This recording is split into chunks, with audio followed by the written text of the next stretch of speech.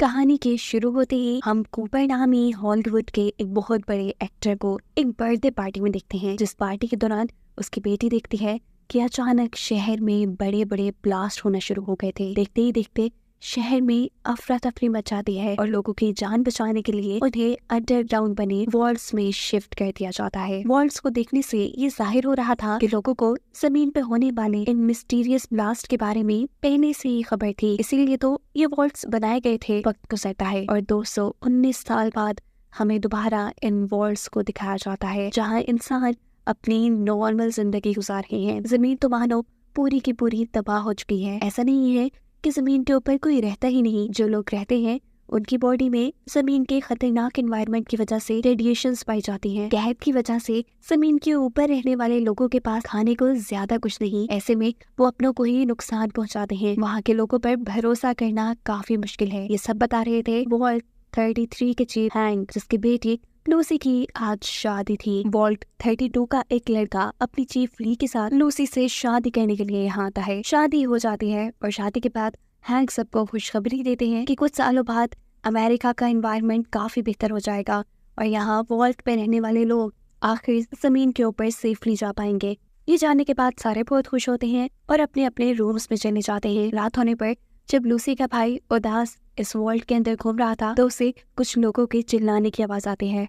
उसे पता चलता है कि वॉल्ट 32 के लोगों ने वॉल्ट 33 के लोगों को मारा है, उनके साथ लड़ाई की है और ऐसे में बहुत से लोग जान से मारे गए। यहाँ अपने रूम में लूसी भी चेक करती है कि उसके हस्बैंड की बॉडी से बहुत ज्यादा रेडिएशंस बाहर आ रही थी। मतलब ये कि वो जमीन के ऊपर रहने वाला कोई इंसान था जो उनके वॉल्ट में आ गया था। ये जानते ही इससे पहले कि लूसी उससे कुछ पूछ पाती, वो लड़का खुद ही लूसी के ऊपर हमला कर देता है और अपने आप को बचाने के लिए लूसी एक चाकू से उसी को मार देती है। अपने रूम से बाहर निकली तो उसने देखा कि वॉल्ट में किसी जंग का माहौल था। वॉल्ट 32 के लोग बेदर्दी से उनके वॉल्ट के लोगों को मार रहे थे। घबरा कर लूसी अपने डैड हैंक के पास जाती है, जिसको भी अब ली पकड़ चुकी थी। ली हैंक को 2 चॉइसेस देती है, या तो अपने आप को बचाए वो या फिर अपने लोगों को। हैंक जो कि एक लीडर था, वो अपने लोगों को बचाने का फैसला करता है और ऐसे ली के लोग उसे पकड़कर यहाँ से ले जाते हैं। इन सब चीजों का सबसे ज्यादा असर पड़ा था लूसी पर।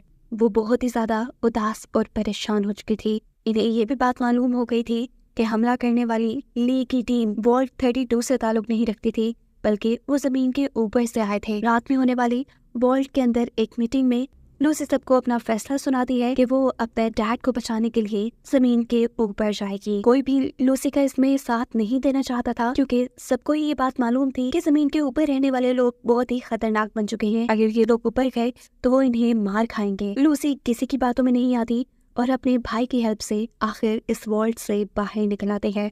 गैर कानूनी तौर पे लूसी को इस वॉल्ट से बाहर निकालने की वजह से लूसी के भाई को वॉल्ट के लोग बंदी बना लेते हैं। यहाँ लूसी के साथ अब हम बाहर की दुनिया का तबाह हुआ सीन देखते हैं। जगह जगह लाशें और ढांचे पड़े थे, टूटी फूटी बिल्डिंग्स रेत से भरी थी। लूसी इन सारे हालात को देखकर घबराती नहीं, क्योंकि वो पहले से ही माइंड बना कर आई थी। सीन कट होकर हमें यहाँ पे रहने वाले इंसानों को दिखाया जाता है, जो ऐसे बिल्कुल नहीं लग रहे थे जैसा हैंग ने उन सबको बताया था। ये सब नॉर्मल लग रहे थे। ये ब्रदरहुड नामी एक ऑर्गेनाइजेशन थी, जहाँ पर मैक्सिमस नाम का एक लड़का भी था। वो यहाँ का एक ट्रेन फौजी बनकर एक रोबोटिक आर्मर सूट लेना चाहता था, जिसकी हेल्प से ये लोग ताकतवर होकर अपने मिशंस पूरे किया करते थे। लेकिन क्योंकि मैक्सिमस सबसे ज्यादा कमजोर था, इसीलिए सब लोग उसे बहुत बुली करते थे।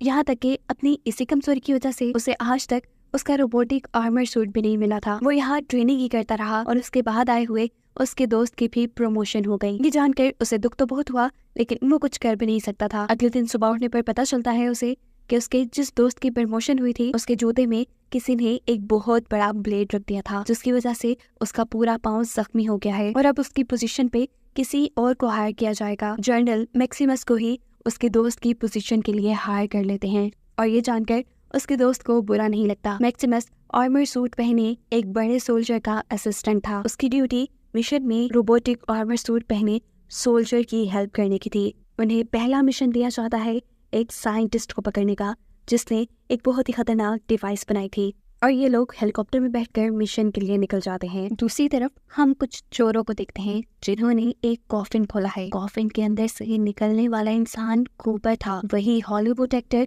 जिसे मूवी के स्टार्ट में दिखाया गया था। असल में वो पुराने वक्त में तो मर गया था, लेकिन अब कूपर को एक खास केमिकल की मदद से जिंदा किया गया।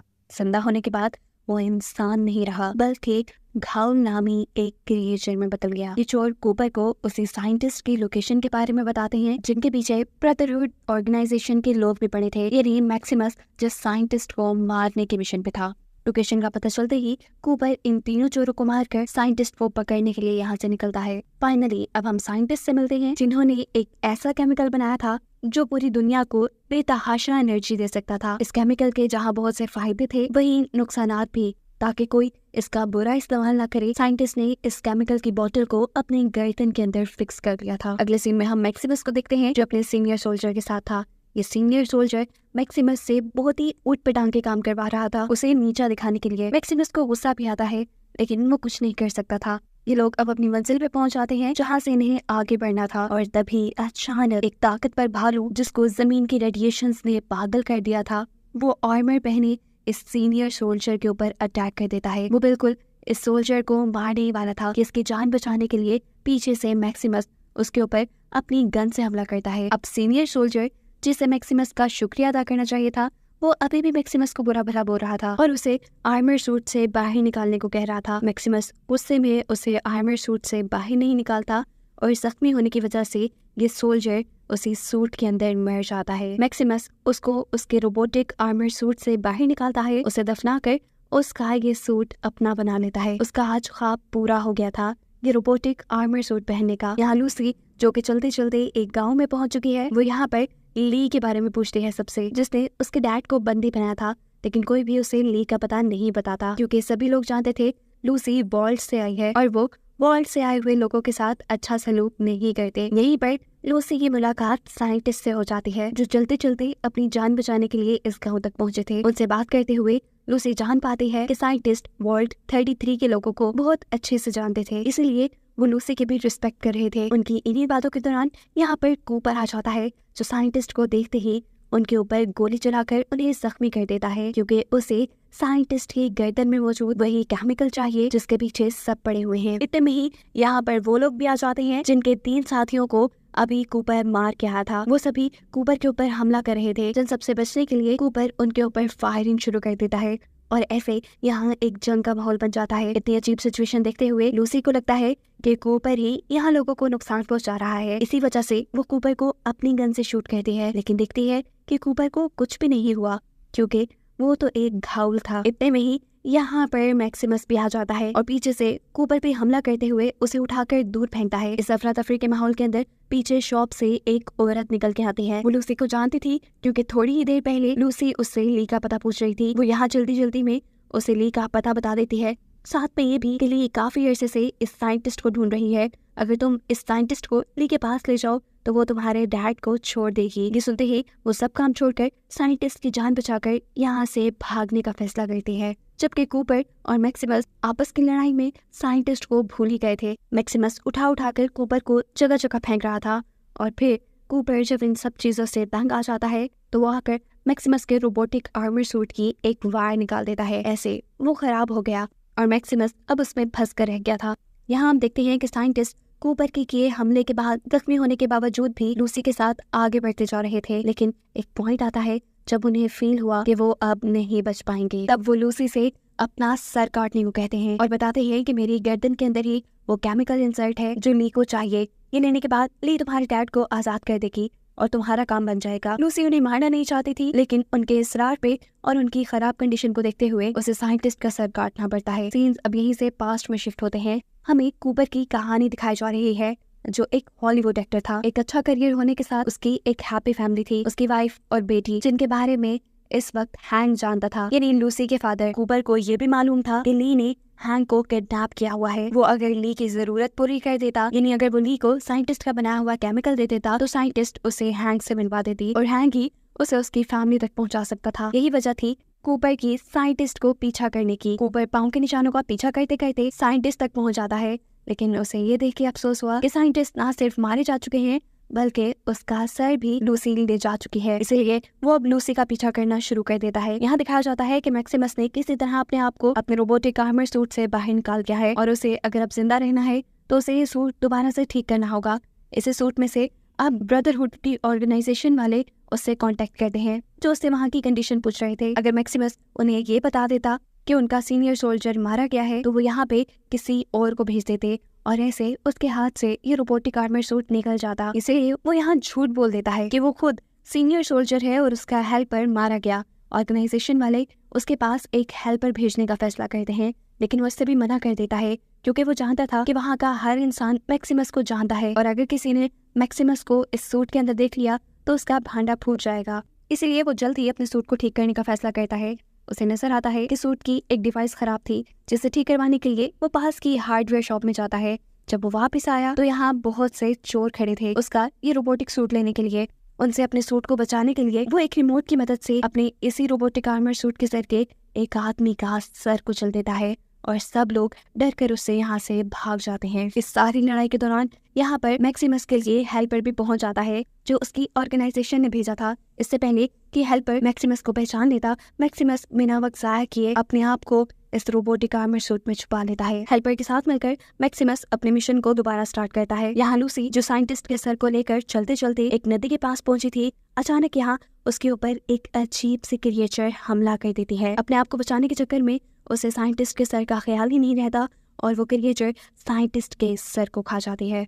वो उसके सर को वापस हासिल करना चाहती थी और इतनी ही देर में हम देखते हैं कि यहाँ पे कूपर भी पहुंच जाता है, जो उसके ऊपर अब गन ताने खड़ा था। परेशान लूसी उसे बता देती है कि यहाँ मॉन्स्टर ने साइंटिस्ट के सर को खा लिया है। ये सुनकर कूपर परेशान हो जाता है। कुछ देर सोचने के बाद उसे एक आइडिया आया। उसने लूसी को ही चारा बनाकर नदी के ऊपर लटका दिया ताकि वो मॉन्स्टर लूसी को खाने के लिए ऊपर आए। प्लान के मुताबिक वो मॉन्स्टर इन तक आता भी है, लेकिन इनकी बदकिस्मती कि ये लोग उन्हें पकड़ नहीं पाते। नदी की दूसरी तरफ मैक्सिमस और उसका हेल्पर थे। ये मॉन्स्टर उन पे हमला करने के लिए आगे बढ़ जाता है। वो एक ही झटके में मैक्सिमस के हेल्पर को अपने मुंह में पकड़ लेता है। इससे पहले कि वो आदमी को पूरी तरह खा लेता, मैक्सिमस अपने आर्मर सूट की सारी ताकत लगाते हुए अपने हेल्पर को इस मॉन्स्टर के मुंह से बाहर खींचता है। ऐसा करते हुए मॉन्स्टर को एक बहुत जोर की उल्टी आती है, जिसकी वजह से हेल्पर भी उसके मुंह से बाहर निकल जाता है और साथ में साइंटिस्ट का हेड भी, जिसे लेकर मैक्सिमस ने आगे बढ़ना शुरू कर दिया था। यहाँ हम देखते हैं कि कूपर और लूसी चलते चलते एक और गांव में आ गए थे। कूपर को यहाँ पर वॉल्ट शेल्टर का एक एडवर्टाइजमेंट नजर आता है, जिसे उसने अपनी वाइफ के कहने पे शूट किया था। ये वही वॉल्ट शेल्टर है जिसमें आज सब लोग सेफ रह रहे हैं। खैर, अब वो लूसी को लेकर एक स्टोर पे जाता है, जहाँ वो लूसी के बदले एक ट्रक मांगने की डिमांड करता है। साफ जाहिर था कि वो लूसी को बेच रहा था। लूसी के पास भी कूपर की बात मानने के अलावा कोई ऑप्शन नहीं था। कूपर की बात मानते हुए वो स्टोर के अंदर चली जाती है। यानी उसने कूपर के लिए अपने आप को बेच दिया। स्टोर के अंदर उसे एक रोबोट मिलता है जो उससे अच्छी बातें कर रहा था, साथ ही वो उसका इलाज भी कर देता है। ये जानकर लूसी को थोड़ा सुकून हुआ कि यहाँ का एनवायरनमेंट सेफ है, लेकिन असल में ऐसा नहीं था। उस रोबोट ने इलाज करते हुए लूसी को धोखे से बेहोश कर दिया था और अब जब लूसी को होश आया तो वो ऑपरेशन थिएटर में थी। ये रोबोट एक ब्लेड के जरिए उसके जिस्म के बहुत से ऑर्गन्स को निकालने वाला था, जिसके बाद लूसी को एक घायल बना दिया जाता। ये नहीं, कूपर जैसी क्रिएचर। लूसी देखती है कि यहाँ पे और भी बहुत से घायल अजीब सी केमिकल वाली ड्रिप लगवाने आए थे, जो घायल्स को जिंदा रखा करती थी और अपनी इसी ड्रग्स को बेचने के लिए यहाँ के लोग इंसानों को मारकर घायल बना देते थे। लूसी यहाँ अपनी जान बचाने के लिए इस रोबोट को रोक देती है और यहाँ से भागने की कोशिश करती है। इस वक्त पर स्टोर में बैठे हुए इंसान भी इसके ऊपर हमला करते हैं और इनसे अपनी जान बचाने के लिए, यानी अपनी डिफेंस के लिए, लूसी भी उन्हें अपनी गन से शूट करके मारकर स्टोर से बाहर निकल आती है। बाहर आते हुए लूसी वो केमिकल भी अपने साथ ले आई थी, जिसकी वजह से घायल जिंदा रहते थे। बाहर आकर वो देखती है कि कूपर उस केमिकल के ना मिलने की वजह से बेहोश हो चुका है, इसीलिए वो बाहर आकर कूपर को वो केमिकल इंजेक्ट कर देती है। सीन कट होकर हमें वॉल्ट 33 का सीन दिखाया जाता है। यहाँ पर हैंड की जगह अब एक औरत ने संभाली थी, यानी वो यहाँ की लीडर बन गई थी और इस लीडर ने मिशन बनाया था वॉल्ट 33 के साथ साथ सभी वॉल्ट्स के ऊपर कब्जा करने का, जिन्हें ली और उसके लोग बर्बाद कर गए थे। इस चीज से सभी लोग तो खुश थे, लेकिन लूसी का भाई नहीं, पर वो ज्यादा कुछ कर भी नहीं सकता था। अपने लीडर की बात मानते हुए वो दूसरे वॉल्ट में जाता है और सबसे पहले वहाँ का सिक्योरिटी सिस्टम चेक करता है कि आखिर इस वॉल्ट का दरवाजा खोला किसने था। उसे पता चलता है कि वॉल्ट का दरवाजा खोलने वाला कोई वॉल्ट के अंदर रहने वाला इंसान नहीं था, बल्कि बाहर से ही किसी ने इस वॉल्ट का दरवाजा खोला था, जो तकरीबन नामुमकिन था। वॉल्ट का दरवाजा हमेशा अंदर से ही खुलता था। वो दरवाजे की खोलने वाले इंसान का जब फिंगरप्रिंट चेक करता है तो ये उसकी मॉम का था। ये जानकर वो पूरी तरह शॉक रह जाता है, क्योंकि उसे तो कई साल पहले बताया गया था कि उसकी मॉम मारी जा चुकी है। यहीं दूसरी तरफ हम मैक्सिमस को देखते हैं, जो साइंटिस्ट का सर मिलने पे बहुत खुश था, क्योंकि उसने खुद ही मिशन पूरा कर लिया था। साथ ही उसका साथी भी खुश था। अगले दिन ये लोग वापस अपनी बेस में चले जाते, लेकिन इससे पहले ही मैक्सिमस के हेल्पर को उसकी सच्चाई पता चल जाती है कि असल में वो कोई सीनियर सोल्जर नहीं बल्कि मैक्सिमस है, जो खुद एक हेल्पर था। ये सच्चाई जानते ही वो मैक्सिमस से लड़ने लग जाता है, और क्योंकि वो ये बात जानता था कि वो इस रोबोट से नहीं लड़ सकता, तब वो मैक्सिमस को हराने के लिए उसके रोबोट की बैटरी बाहर निकाल लेता है। ऐसे मैक्सिमस इस रोबोटिक सूट में फंस चुका है और ये हेल्पर उसे इसी सूट में मरने के लिए छोड़कर साइंटिस्ट का सर लेकर यहाँ से भाग जाता है। अगले दिन तक मैक्सिमस यहीं खड़ा रहा। उसके ऊपर अब बहुत बड़े बड़े कॉकरोचेस ने भी हमला कर दिया था। इससे पहले कि वो मैक्सिमस को मार देते, सही वक्त पे यहाँ लूसी आकर उसे देख लेती है और सभी कॉकरोचेस को अपनी गन से मार गिराती है। लूसी को इस रोबोट को देख के याद आ जाता है कि इसी रोबोट ने कूपर से उसकी जान बचाई थी, इसीलिए वो इस रोबोट का हेलमेट खोलती है और अंदर उसे मैक्सिमस नजर आता है, जिसकी मदद करने के लिए वो उसे इस सूट से बाहर निकालती है। यहाँ पर ये दोनों ही एक दूसरे को अपनी अपनी कहानी सुनाते हैं कि कैसे लूसी को साइंटिस्ट का वो सर चाहिए जिसके अंदर मौजूद केमिकल को वो ली को देकर अपने डैड को छुड़वाना चाहती है, जबकि मैक्सिमस ब्रदरहुड ऑर्गेनाइजेशन के लिए उस सर को हासिल करना चाहता है। यानी दोनों का मकसद एक है। सर तो मैक्सिमस को भी चाहिए था, लेकिन ब्रदरहुड ऑर्गेनाइजेशन ने उसके साथ इतना अच्छा सलूक नहीं रखा था, इसीलिए वो साइंटिस्ट का सर ढूंढकर लूसी को देने का फैसला करता है और ये दोनों अपने मिशन के लिए निकल जाते हैं, मैक्सिमस के हेल्पर को ढूंढकर उससे साइंटिस्ट का सर लेने के मिशन पर। चलते चलते इन लोगों के ऊपर कुछ लुटेरे हमला कर चुके थे, जिनसे बचने के लिए यहाँ मैक्सिमस अपने अच्छे निशानेबाजी से उन्हें एक ही मर्तबा में शूट करके मार देता है, लेकिन इस सब में वो खुद भी जख्मी हो गया था। वो तो जख्मी था ही, यहाँ पता चलता है कि लूसी भी जमीन की रेडिएशंस की वजह से बीमार हो रही है, इसीलिए ये दोनों किसी मेडिकल स्टोर पे जाने का फैसला करते हैं।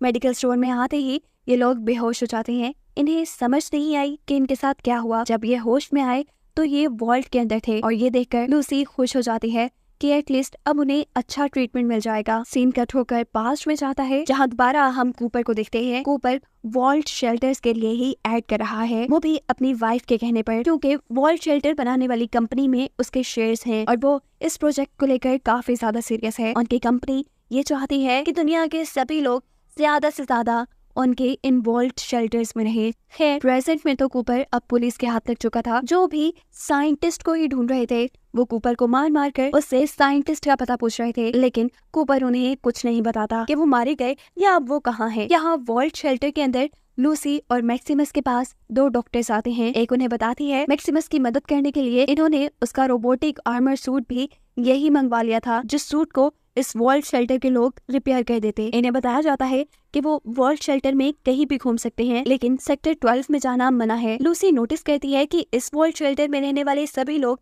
तकरीबन म्यूटेटेड थे, यानी उनकी बॉडी में कुछ ना कुछ चेंजेस थे। जैसे एक डॉक्टर की सिर्फ एक आंख थी, किसी के पास 3 आंखें थी तो किसी का नाक ही नहीं था। इस वॉल्ट का विजिट करते हुए मैक्सिमस को ये बात पता चलती है कि ये वॉल्ट और यहाँ पर रहने वाले सभी लोग एनर्जी वाली बैटरीज की मदद से चलते हैं, बिल्कुल ऐसे ही जैसे उसका वो रोबोट। उसे आइडिया आता है कि वो अपने रोबोट को ठीक करने के लिए इन्हीं लोगों से एक सप्लाई बनवा लेगा, यानी बैटरी बनवाएगा। यहीं पर लूसी, जो यहाँ के लोगों के साथ घुलने मिलने की कोशिश कर रही थी, वो देखती है कि यहाँ के सभी लोग ली की पूजा करते हैं और ये देख उसे गुस्सा आ जाता है, क्योंकि ली ने ही उसके डैड को किडनैप किया हुआ था। गुस्से में वो यहाँ से निकलकर सेक्टर 12 में चली जाती है और यहाँ उसे इस वॉल्ट की हकीकत पता चलती है कि जितने भी लोग इस वॉल्ट के अंदर आते हैं, वॉल्ट की ऑर्गेनाइजेशन उन लोगों के ऊपर एक्सपेरिमेंट करती है, ऐसे एक्सपेरिमेंट जिससे वो बहुत ज्यादा ताकतवर या मॉन्स्टर्स बन जाएं। ये देखकर उसे समझ आ गई थी कि अब उसके और मैक्सिमस के साथ भी यही होने वाला था। उसके सेक्टर 12 में आने की खबर यहाँ के गार्ड्स को भी पड़ जाती है और गार्ड्स उसे पकड़ के यहाँ से ले जाते हैं। सीन्स दोबारा यही से कट होकर पास्ट में जाते हैं, जहाँ दिखाया गया है कि ली ने कूपर को अपने पास मिलने के लिए बुलाया है। वो कूपर को बता रही है कि उसकी वाइफ का ये प्रोजेक्ट इस दुनिया के लिए एक बहुत बड़ा खतरा है। कूपर को ली की बात पे यकीन नहीं था, इसीलिए ली कूपर को एक ऐसी डिवाइस देती है जिसको उसकी वाइफ के साथ अटैच करने पे वो अपनी वाइफ की सारी बातें सुन सकता था। कूपर इस डिवाइस को अपने पास तो रख लेता है, लेकिन उसे समझ नहीं आ रही थी कि उसे अपनी वाइफ के साथ ये करना चाहिए या नहीं। सीन्स दोबारा पास्ट में शिफ्ट होते हैं, जहाँ पर गार्ड्स ने लूसी को पकड़ा हुआ है। वो मैक्सिमस के जब सामने से गुजरते हैं तो मैक्सिमस को लूसी के ऊपर आए हुए खतरे का पता चल जाता है। उसे बचाने के लिए वो जल्दी से अपने रोबोटिक आर्मर सूट के पास जाता है और उसे एक्टिवेट करने के लिए इन लोगों के वॉल्ट की ही बैटरी चुरा कर अपने सूट में डाल लेता है। सूट एक्टिवेट करने के बाद वो जल्दी से इस वॉल्ट के लोगों के पास आया था। यहाँ वो धड़ाधड़ करके पहले ही काफी सारे गार्ड्स को मार के आता है और उसके बाद जैसे ही लूसी को लेकर वो यहाँ से बाहर जाने वाला था तो लूसी उसे बताती है कि वॉल्ट के लोग तो सजा के तौर पे खुद ही उन्हें बाहर की दुनिया में छोड़ रहे थे। ये सुनकर वो थोड़ा शर्मिंदा होता है और उनसे माफी मांग लेता है। कुछ ही देर में ये जमीन के ऊपर थे। बाहर आकर लूसी को पता चलता है कि मैक्सिमस ने उनकी बैटरी चुरा ली है। बगैर बैटरी के वॉल्ट के लोग 3 दिन से ज्यादा जिंदा न रहते। ये बात लूसी को पता थी, इसीलिए लूसी मैक्सिमस को उनकी बैटरी वापस उन्हें देने को कहती है। उनकी बात मानकर मैक्सिमस वो बैटरी वापस उनके वॉल्ट में फेंक देता है। इस सीन में हमें मैक्सिमस के हेल्पर को दिखाया जाता है जो अपनी तबीयत खराब के चलते एक डॉक्टर के पास आया था। ये डॉक्टर उसका इलाज करने को मान जाता है और इसके बदले मांगता है उससे मैक्सिमस के रोबोटिक सूट की बैटरी। वो बैटरी दे देता है जिसके बाद डॉक्टर इंजेक्शन लगाकर वहां से भाग चुका था। इसके बाद हम वॉल्ट 33 यानी लूसी के पुराने वॉल्ट के अंदर देखते हैं कि वहां की नई लीडर ने सबको अलग-अलग वॉल्ट्स में रहने का ऑर्डर दे दिया था। उनकी वॉच में मौजूद नंबर्स ने बताया था कि कौन वॉल्ट 32 में रहने वाला है और कौन वॉल्ट 33 में। इसके बाद सीन एकदम से पास्ट में शिफ्ट हो जाते हैं, यानी कूपर की कहानी की तरफ। कूपर को जो ली ने एक डिवाइस दी थी वो कूपर अपनी वाइफ की एक एडवांस वॉच में लगा देता है क्योंकि उसको भी अब अपनी वाइफ पर शक होने लगा था। यहाँ पर लूसी और मैक्सिमस अपने हेल्पर को ढूंढते हुए उस तक पहुंच जाते हैं उसे साइंटिस्ट का सर लेने के लिए। यह हेल्पर उन्हें अपने से दूर रखने के लिए उनके ऊपर गोलियां चलाता है, लेकिन उसका निशाना बिल्कुल ठीक नहीं था। उसको रोकने के लिए जब लूसी उसके ऊपर हमला करती है तो एक तीर उसके आर पार हो जाता है, लेकिन वो मरता नहीं। और यहाँ उसे मालूम होता है कि जिस डॉक्टर ने उसका इलाज किया था उस डॉक्टर ने इलाज करने के बजाय उसे एक इंजेक्शन के जरिए, एक केमिकल के जरिए घायल बना दिया था। और ये बात अगर ब्रदरहुड ऑर्गेनाइजेशन को पता चलती तो वो खुद इसे मार देते। इसके लिए बेहतर यही था कि वो साइंटिस्ट का सर मैक्सिमस को देता और खुद उनकी ऑर्गेनाइजेशन से दूर चला जाता ताकि वो जिंदा रह पाए। पता चला कि मैक्सिमस के हेल्पर ने यहाँ पर अपनी ऑर्गेनाइजेशन को पहले से बुलाया हुआ था वो सर लेने के लिए, जिनके हेलीकॉप्टर्स अब मैक्सिमस और लूसी को आसमान में नजर आ रहे थे। यहाँ मैक्सिमस अपना मिशन छोड़कर, अपनी तरक्की के सारे चांसेस छोड़कर लूसी को साइंटिस्ट की गर्दन दे देता है ताकि उसके जरिए लूसी अपने डैड को छुड़वा ले और खुद वो पास पड़ी हुई एक मुर्दा इंसान की बॉडी का सर काट कर उसके चेहरे का बुरा हाल कर देता है ताकि कुछ देर के लिए ब्रदरहुड के लोग उसकी इस चाल से डिस्ट्रैक्ट हो पाएं। मैक्सिमस को लेकर ब्रदरहुड के लोग अपनी बेस में पहुंच जाते हैं और इनका जर्नल वो सर देखकर फौरन समझ आता है कि ये उस साइंटिस्ट का सर नहीं। यहाँ हम देखते हैं कि फाइनली लूसी भी ली के पास पहुंच चुकी है अपने डैड को छुड़वाने के लिए। उसके हाथ में साइंटिस्ट का सर देखकर ली बहुत खुश होती है और यहाँ उसे एक बहुत बड़ी सच्चाई बताने लगती है। उसे कुछ बताता देखकर हैंक यानी उसके डैड कहते हैं, लूसी इसकी बात बिल्कुल मत सुनना। लेकिन लूसी ली को सुनना चाहती थी। उसे यहाँ पे एक घायल भी मिली थी जिसकी हालत काफी खराब थी। सीन का ठोकर वॉल्ट 33 में शिफ्ट होता है जहाँ पर लूसी का भाई अपने ही एक जंग लड़ रहा है। उसे वॉल्ट 32 में शिफ्ट कर दिया गया था जहाँ आकर वो बहुत सी ऐसी मशीन्स देखता है जिनके अंदर इंसानी दिमाग फिट किए गए हैं और ये देखकर उसे ये बात समझ आ जाती है कि ये वॉल्ट उनकी रहने की जगह नहीं बल्कि एक बहुत बड़ी एक्सपेरिमेंटल लैब है जहाँ इंसानों के ऊपर एक्सपेरिमेंट्स किए जाते हैं और यहाँ रहने में उनकी कोई सेफ्टी नहीं। सीन्स से पास्ट में शिफ्ट होते हैं जहाँ पे कूपर अपनी वाइफ के एडवांस वॉच के अंदर लगाई हुई डिवाइस की मदद से उनकी बातें सुन रहा था। वो एक ऐसी मीटिंग में थी जहाँ पे बहुत से बड़े बड़े मुल्कों के प्रेसिडेंट या प्राइम मिनिस्टर आए हुए थे। साथ ही यहाँ बहुत से अमीर लोग भी थे।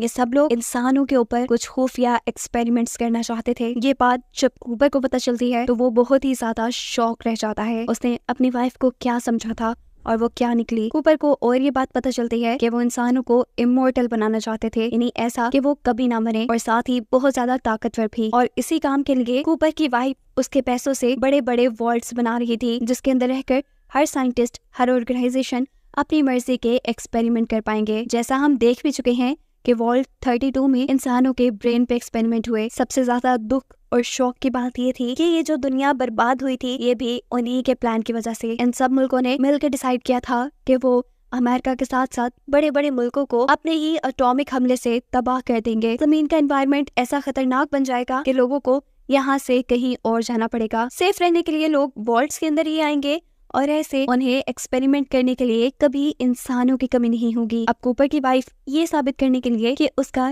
ये प्रोग्राम बिल्कुल सेफ है, सबसे कहती है कि हमारे एटॉमिक हमलों की वजह से जो रेडिएशंस खारिज होंगी वो सिर्फ 100 सालों में खत्म हो जाएंगी और हमारे एक्सपेरिमेंट इंसानों को हजारों साल की लाइफ दे देंगे। ऐसे 100 साल बाद सब लोग अपनी नॉर्मल लाइफ दोबारा से जीना शुरू कर देंगे। ये बात सुनकर सभी प्रेसिडेंट कूपर की वाइफ का कॉन्ट्रैक्ट साइन कर लेते हैं और इसी दौरान कूपर की वाइफ को कूपर के बारे में भी पता चल जाता है कि वो उसकी सारी खुफिया बातें सुन रहा था। इसीलिए वो अपने असिस्टेंट को कूपर के पास भेजती है, जो और कोई नहीं बल्कि हैंक यानी लूसी के फादर ही थे। यही कहानी प्रेजेंट में ली भी लूसी को सुना रही थी। अपनी कहानी को कंटिन्यू करते हुए ली बताती है कि इन्होंने दुनिया की सारी एनर्जी सप्लाई अपने वर्ल्ड्स को देना शुरू कर दी और ऐसे दुनिया बिल्कुल ही बर्बाद होकर रह गई। वो बताती है कि साइंटिस्ट का ये केमिकल दुनिया को दोबारा एनर्जी दे सकता है, जिसके बाद सभी लोग सेफली इस दुनिया पे रह सकते हैं। यहाँ पर लूसी अपनी मॉम के बारे में पूछती है ली से और ली बताती है कि मैं और तुम्हारी मॉम बहुत अच्छे दोस्त थे, लेकिन जब तुम्हारी मॉम को हैंक के इरादों के बारे में पता चला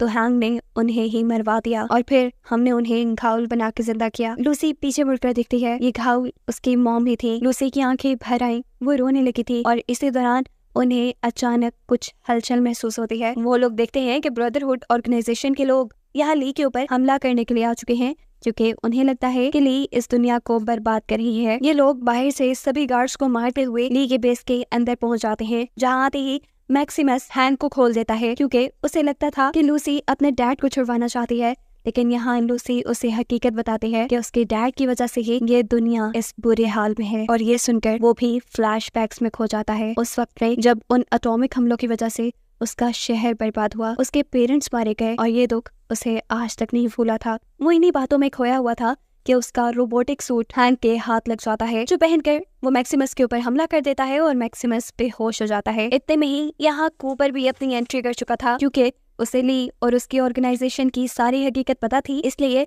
वो ली की तरफ से यहाँ लड़ता है और हैंक पे बंदूक तान देता है। वो यहाँ हैंक से अपनी वाइफ के बारे में पूछता है, लेकिन हैंक उसे कुछ नहीं बताता। इतने में ली साइंटिस्ट की गर्दन से वो केमिकल निकालकर अपनी बनाई मशीन में लगा देती है, जिसकी वजह से पूरी अर्थ पे एनर्जी वापस आ गई थी। ये देखते हुए गुस्सा होकर हैंक ली को ही जख्मी करके वहाँ से भाग जाता है। अब क्योंकि हैंक भाग चुका था, इसीलिए कूपर उसे ढूंढना चाहता था, क्योंकि उसी को कूपर की वाइफ और बेटे का पता था। यहाँ पर कूपर लूसी से मदद मांगता है उसके डैड को ढूंढने के लिए और लूसी उसकी मदद को मान जाती है, क्योंकि वो जानती है कि उसके डैड एक अच्छे इंसान नहीं। साथ ही अब लूसी सभी वॉल्ट्स को तबाह भी करना चाहती है, क्योंकि अब उसे वॉल्ट्स की हकीकत भी मालूम है। इसके बाद वो अपनी घायल बनी मॉम को भी मार देती है, क्योंकि वो नहीं चाहती थी कि उसकी मॉम कोई अजीब क्रिएचर बन के जिंदा रही। यहाँ ली की बेस के अंदर मैक्सिमस को जब होश आया तो उसने देखा कि लूसी और कूपर वहाँ से जा चुके थे। ली को उसने यहाँ पे मरा पाया, वो उसे देखकर दुखी था, जबकि यहाँ पे बाकी ब्रदरहुड के लोग जो आए उन्हें लगा कि मैक्सिमस ही ली को मारकर इस दुनिया में दोबारा एनर्जी लेकर आया है, इसीलिए